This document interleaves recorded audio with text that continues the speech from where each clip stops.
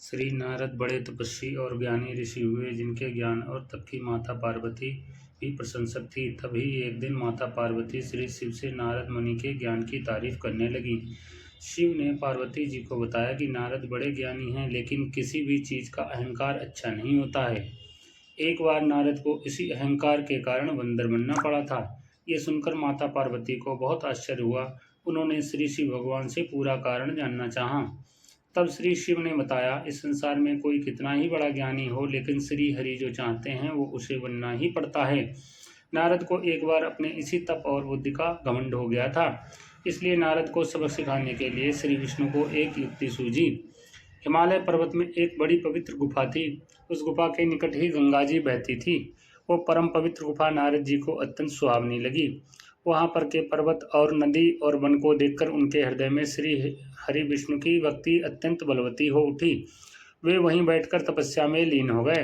नारद मुनि की इस तपस्या से देवराज इंद्र भयभीत हो गए कि कहीं स्वर्ग कहीं देवर्षि नारद अपने तप के बल से उनका स्वर्ग ही न छीन लें। इंद्र ने नारद की तपस्या भंग करने के लिए कामदेव को उनके पास भेज दिया। वहां पहुंचकर कामदेव ने अपनी माया से वसंत ऋतु को उत्पन्न कर दिया। पेड़ और पत्ते पर रंग बिरंगे फूल खिल गए, कोयले कूकने लगीं और भौरे गुंजार करने लगे। कामाग्नि को भड़काने वाली शीतल मंद सुगंध सुहावनी हवा चलने लगी। रंभा आदि अप्सराएं नाचने लगी, किंतु कामदेव को किसी भी माया का नारद मुनि पर कोई प्रभाव नहीं पड़ा। तब कामदेव को डर सताने लगा कि कहीं नारद मुनि मुझे साप ही न दे दें। उन्होंने श्री नारद से क्षमा मांगी। नारद मुनि को थोड़ा क्रोध भी नहीं आया और उन्होंने कामदेव को क्षमा कर दिया। कामदेव वापस अपने लोक में चले गए। कामदेव के चले जाने पर नारद मुनि के मन में अहंकार हो गया कि मैंने कामदेव को जीत लिया। वहाँ से वे शिव जी के पास चले गए और उन्हें अपने कामदेव को हराने का हाल कह सुनाया। भगवान शिव समझ गए कि नारद को अहंकार हो गया है। शंकर जी ने सोचा कि यदि इनके अहंकार की बात विष्णु जी जान गए तो नारद के लिए अच्छा नहीं होगा। इसलिए उन्होंने नारद से कहा कि तुमने जो बात मुझे बताई है उसे श्री हरि को मत बताना। नारद जी को शिव जी की ये बात अच्छी नहीं लगी। उन्होंने सोचा कि आज तो मैंने कामदेव को हराया है, ये भी किसी को नहीं बताऊं। नारद जी क्षीर सागर पहुंचे और शिव जी के मना करने के बाद भी सारी कथा उन्हें सुना दी। भगवान विष्णु समझ गए कि आज तो नारद को अहंकार ने घेर लिया है। अपने भक्त के अहंकार को वे सह नहीं पाते, इसलिए उन्होंने अपने मन में सोचा कि ऐसा उपाय करूंगा कि नारद का घमंड भी दूर हो जाए और मेरी लीला भी चलती रहे। नारद जी जब श्री विष्णु से विदा होकर चले तो उनका अभिमान और भी बढ़ गया। इधर श्री हरि ने अपनी माया से नारद के रास्ते में एक बड़े ही सुंदर नगर को बना दिया। उस नगर में शीलनिधि नाम का एक वैभवशाली राजा रहता था। उस राजा की विश्वमोहिनी नाम की बहुत ही सुंदर बेटी थी, जिसके रूप कर देखकर श्री लक्ष्मी जी भी मोहित हो जाएं। विश्वमोहिनी स्वयंवर करना चाहती थी, इसलिए कई राजा उस नगर में आए हुए थे। नारद जी उस नगर के राजा के यहाँ पहुंचे तो राजा ने उनका पूजन करके उन्हें आसन पर बैठाया।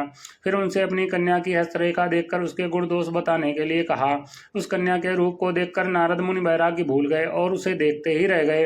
उस कन्या की हस्तरेखा बता रही थी, अमर हो जाएगा, उसे संसार में कोई भी जीत नहीं सकेगा और संसार के समस्त जीव उसकी सेवा करेंगे। ये बात नारद मुनि ने राजा को नहीं बताई और राजा को उन्होंने अपनी ओर से बनाकर कुछ और अच्छी बातें कह दी। अब नारद जी ने सोचा कि कुछ ऐसा उपाय करना चाहिए कि ये कन्या मुझसे ही विवाह करे। ऐसा सोचकर नारद जी ने श्री हरि को याद किया और भगवान विष्णु के उनके सामने प्रकट हो गए। नारद जी ने उन्हें सारी बातें बताई और कहने लगे, हे नाथ, आप अपने मुझे सुंदर रूप दे दीजिए ताकि मैं उस कन्या से विवाह कर सकूं। भगवान हरि ने कहा, नारद, हम वही करेंगे जिसमें तुम्हारी भलाई हो। ये सारी बातें श्री विष्णु जी की माया ही थी। विष्णु जी ने अपनी माया से नारद को बंदर का रूप दे दिया। नारद जी को ये बात समझ में नहीं आई। वो समझे कि मैं बहुत सुंदर लग रहा हूँ। वहां पर छिपे हुए शिव जी के दो गणों ने भी इस घटना को देख लिया। ऋषि राज नारद तत्काल विश्वमोहिनी के स्वयंवर में पहुंच गए और साथ ही शिव जी के भी दोनों गण भी ब्राह्मण का रूप बनाकर वहां पहुंच गए।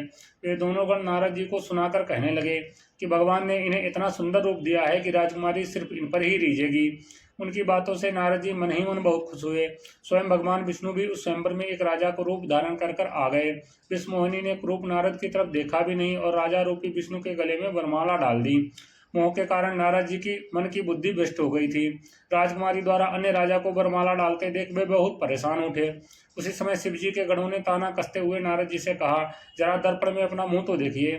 मुनि ने जल में झांक कर अपना मुंह देखा और अपनी क्रूरता देखकर गुस्सा हो उठे। गुस्से में आकर उन्होंने शिव जी के उन दोनों गणों को राक्षस हो जाने का शाप दे दिया। उन दोनों को शाप देने के बाद जब मुनि ने एक बार फिर से जल में अपना मुंह देखा तो उन्हें अपना असली रूप फिर से मिल चुका था।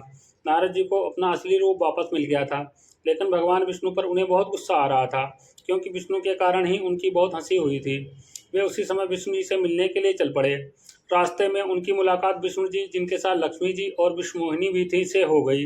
उन्हें देखते ही नारद जी ने कहा, आप दूसरों की खुशियां नहीं देख सकते, आपके भीतर तो ईर्ष्या और कपट ही भरा हुआ है। समुद्र मंथन के समय आपने श्री शिव को बावला बनाकर विष और राक्षसों को मदिरा पिला दिया, और स्वयं लक्ष्मी जी और कौस्तुभ मणि को ले लिया। आप बड़े धोखेबाज और मतलबी हो, हमेशा कपट का व्यवहार करते हो।